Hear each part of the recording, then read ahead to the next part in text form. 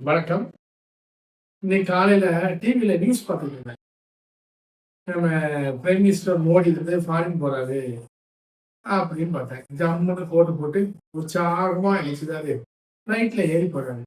அவருக்கு வயசு கிட்டத்தட்ட ஒரு 73, 74 வயசு இருக்கும்னு நான் நினைக்கிறேன். இந்த வயசுல இவ்வளவு ஆக்டிவா எப்படி இருக்காங்க இவங்க? அதாவது எப்ப பார்த்தாலும் எல்லா ப்ராப்ளத்தையும் சால்வ் பண்றாங்க, ஃபாரினுக்கு போறாங்க, இந்தியாவோட பிரச்சனைய பார்க்காங்க, கட்சி பிரச்சனைய பார்க்காங்க. அடுத்தது ஒவ்வொரு ஸ்டேட்லயும் என்னென்ன பிரச்சனை வருது எல்லாத்தையும் ஃபேஸ் பண்ணுதாங்க. ஆனா எப்பவுமே உற்சாகமா இருக்காங்க. நான் மோடி மட்டும் சொல்லல, நம்ம ஹோம் மினிஸ்டர் அமித்ஷா, அடுத்தது திமுகவுடைய தலைவர் முன்னாள் முதலமைச்சர் மிஸ்டர் ஸ்டாலின், அவங்க ஸ்டாலின் எடுத்துக்கிட்டீங்களா ஒரு நாளைக்கு எவ்வளோ ப்ராப்ளத்தை ஃபேஸ் பண்ணுறாங்க. ஆனா நல்லா உற்சாகமா சந்தோஷமா ஹெல்த்தியா இருக்காங்க. வெளியில வாக்கிங் போறாங்க. அது வந்து அவங்களுடைய கொள்கைகள் எப்படினாலும் இருக்கலாம். இப்ப நம்ம திமுகவுடைய முன்னாள் தலைவர், அதாவது முன்னாள் முதல்வர் சொல்லலாம், நம்ம கலைஞர். அவங்கெல்லாம் 89, 90 வயசு வரை எப்பவுமே ஆக்டிவா இருக்கிறாங்க. அப்புறம் சொல்லி பாக்குறது, கட்சி பணியை பாக்குறது, ஆட்சி பணியை பாக்குறது அப்படிங்கிறது நிறைய இருந்தாங்க. நம்ம வைகோபால் சாமி, மதிமுக தலைவர் வைகோபால் சாமி, அவங்க எல்லாம் ரொம்ப உற்சாகமா போய்கிட்டே இருக்காங்க. நம்ம சினி ஆக்டர்ஸ் எடுத்துக்கங்களேன், நம்ம கமலஹாசன், நம்ம ரஜினிகாந்த், அவங்களுக்கெல்லாம் எவ்வளவு ஏஜ் ஆகுது. நம்ம மோகன்லால், மம்முட்டி, நாகார்ஜுனன், அவங்க எல்லாம் இன்னமும் நம்ம தமிழ் நடிகர்கள் விக்ரம், அவங்க எல்லாம் இன்னமும் அதே யங்கா, சாமிங்கா இன்னமும் அவங்க ஆக்டிவா இருக்காங்க. நம்ம பக்கத்துல உள்ள மாமா, சித்தப்பா, பெரியப்பெல்லாம் பார்த்தாங்கன்னா 60 வயசு ஆனாலே ஈச்சல்ல படுத்துருந்தாங்க, பேப்பரை படிச்சிருந்தாங்க. பேப்பரை பார்த்து படிச்சுக்கிட்டு, டிவியை பார்த்துக்கிட்டு வீட்லயே அவங்களுடைய வாழ்க்கையை முடிச்சிருந்தாங்க. அது அப்படியே அமைதியா ஆயிருந்தாங்க. ஆனா இவங்க எப்படி இவ்வளவு ஆக்டிவா இருக்காங்க அப்படின்னு யோசிக்கும் போது சின்ன சின்ன விஷயங்கள் எனக்கு தோணுச்சு.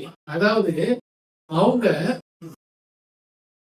இப்ப இந்த தலைவர்கள்லாம் அவங்க விரும்புறத முதல்ல செய்தாங்க. அது சரியோ தப்போ அவங்க விரும்புறத செய்தாங்க.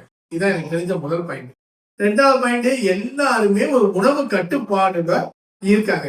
எப்பவுமே தன்னை ஆக்டிவா வச்சுக்கணும் அப்படின்னு சொல்லிட்டு, அதாவது நம்ம சும்மா இருக்கிற மனசு வந்து சாத்தா மனசு அப்படிம்பாங்க. ஏதோ ஒரு விஷயத்துல உள்ள போய்கிட்டு இருக்காங்க. அதுல பிரச்சனையோ, அதுல சந்தோஷமோ, துக்கமோ, தன்னை ஆக்டிவா எப்பவுமே வச்சுக்கிறாங்க.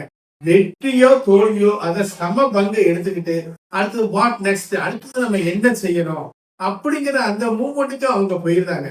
அதாவது வெளியில தான் அவங்க ஒருத்தருக்கு பகைமை உணர்ச்சியை கொண்ட மாதிரி தெரிஞ்சாலும் மனசளவுல யாரையுமே பகையா நினைக்காம எல்லாத்தையும் நட்பா நினைக்கிறதும் ஒரு முக்கியமான காரணம்.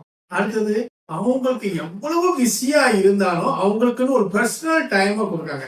அவங்க சந்தோஷமா இருக்கிறதுக்கு ஒரு குறிப்பிட்ட டைமை கொடுக்காங்க. இப்ப நம்ம எடுத்துக்கீங்களேன், நம்ம பெரிய வேலையெல்லாம் ஒன்றும் பெருசா ஒன்றும் செய்யறது கிடையாது. இருந்தாலும் நமக்குன்னு ஒரு பர்சனல் டைம் நம்ம கொடுக்கறதே கிடையாது. என்னமோ நம்ம ரொம்ப உழைப்பாளி மாதிரி அப்படியே ஓடிக்கிட்டே இருப்போம். நம்ம சந்தோஷத்துக்காக, நமக்காக அப்படின்னு குறிப்பிட்ட நேரத்தை நம்ம ஒதுக்குறதே கிடையாது. அதுக்கப்புறம் வந்து மற்றவங்க நம்புறதை விட அவங்க அவங்கள நம்புதாங்க. இதுதான் முக்கியமான பாயிண்ட். அதாவது ஹெல்த்தா இருக்கிற ஒரு வாக்கிங் ஒரு குறிப்பிட்ட டைம் எல்லாரும், அதாவது தன்னை ஆக்டிவா வச்சுக்கிறாங்க. சரியோ தப்போ நான் செய்யறது சரி அப்படிங்காங்க. இவங்ககிட்ட இருந்து நம்ம நிறைய விஷயங்கள் படிச்சுக்கலாம். நம்மளும் படிப்போம், நம்மளும் ஆக்டிவா இருப்போம், நம்மளும் எங்க ஆகும். நன்றி, வணக்கம்.